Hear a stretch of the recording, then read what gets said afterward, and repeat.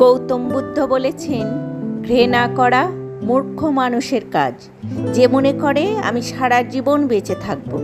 যে তোমার কষ্টকে বোঝে না, তার কাছে কষ্টের কথা বলো না। সম্পর্ক ধীরে ধীরেই শেষ হয়ে যায়, কিন্তু বোঝা যায় হঠাৎ করে।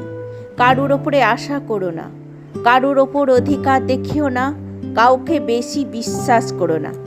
মনের কথা কাউকে বলো না, কারণ এই দুনিয়ায় কাউকে ভরসা করা যায় না।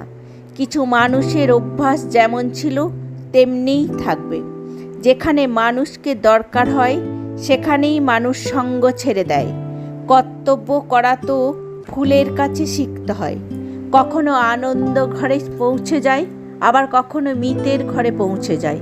সম্পর্ক করার জন্য তো অনেককেই পাওয়া যায়, কিন্তু শেষ পর্যন্ত সম্পর্ক টিকিয়ে রাখার জন্য কাউকে পাওয়া যায় না।